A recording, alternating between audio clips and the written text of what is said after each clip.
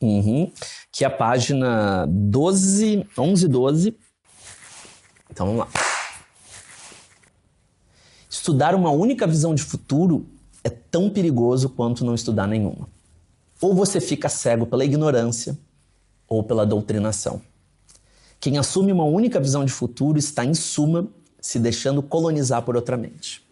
Prefira sempre futuros no plural. Eu lembro a primeira vez que me veio a ideia de futuros no plural.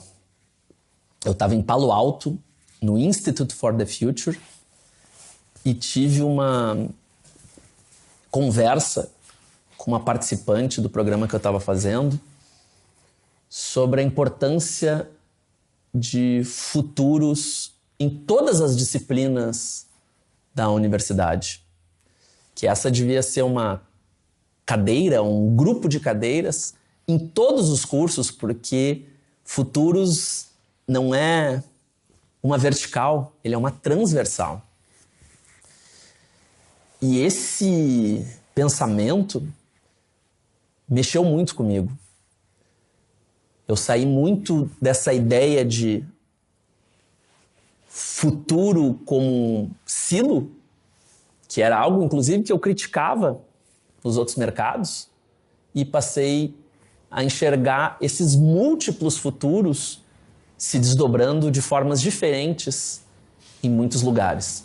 Mas eu também comecei a entender que a ideia de futuros, ela tinha outros efeitos colaterais na minha mente, porque o jeito que a gente articula a linguagem acaba sendo o jeito que a gente pensa, né? A gente muda a fala e a gente muda o pensar, a gente reestrutura o pensar. Então a escolha das palavras, ela é muito importante para a escolha do nosso viés.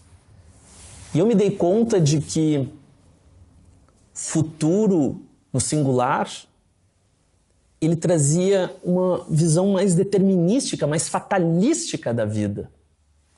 É como se tudo já tivesse pré-traçado, um roteiro pré-escrito, e eu não tivesse tanta interferência assim sobre o que iria acontecer. E se eu não tenho interferência, qual é o sentido do meu trabalho, da vida, dessa conversa aqui? Futuro no singular, ele não entende o conceito de coexistência. Porque quanto mais fui estudando futuros, mais fui entendendo que assim como existe todo um mercado que vai se desenvolver no futuro da alimentação sintética, também existe todo um mercado que vai se desenvolver no futuro da alimentação orgânica. Esses dois futuros que são contraditórios e complementares também têm que ser entendidos como coexistentes. E num futuro só, eu tenho que invariavelmente fazer uma escolha, o que não corresponde à realidade.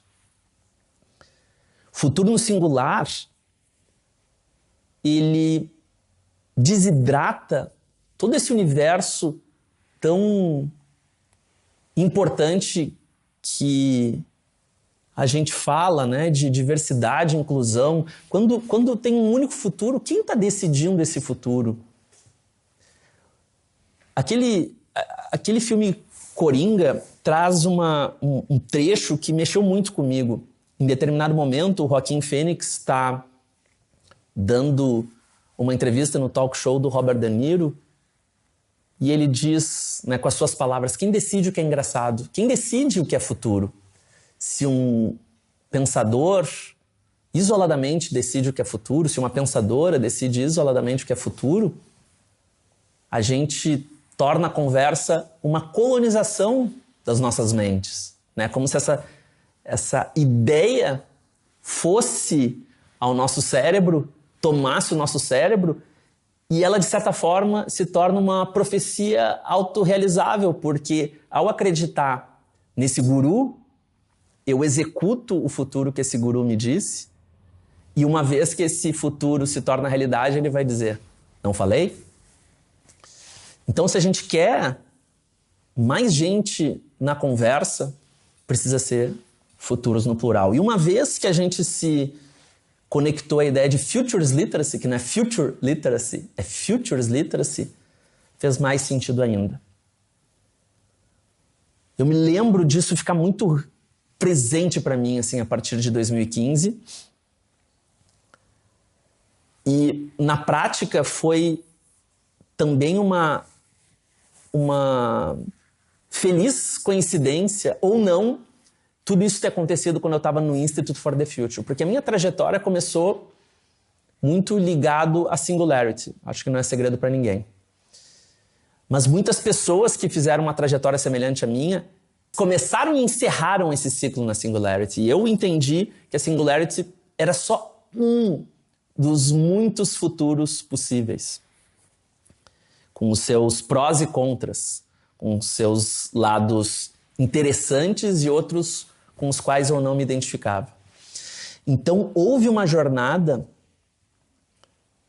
em que eu visitei várias outras escolas para entender essas outras visões de futuros, mas parece que isso só ficou claro, esse conceito só ficou claro quando eu estive ali na minha quarta ou quinta incursão. Então vejam como a decisão de enxergar múltiplos mundos, de ter múltiplas lentes sobre futuros, foi exatamente o que me permitiu ter clareza sobre menos uma visão de futuro e mais de futuros no plural. E a partir daí eu comecei a, inclusive, a investigar perspectivas de futuros onde o próprio futuro não existe. Há povos vivendo na Amazônia em que eles só conjugam os verbos no presente. E isso me fez pensar se não tinha nada para ser aprendido a partir daí. Então, a decisão de usar o termo futuros no plural foi uma das melhores decisões para mudar o meu modelo mental e o modelo mental da nossa organização, de maneira que a gente enxergue um cone de possibilidades e não uma linha reta em direção ao futuro. E eu digo aqui com um sentimento muito positivo, que eu sinto que Aerolito pautou boa parte do mercado a começar a usar o termo futuros no plural.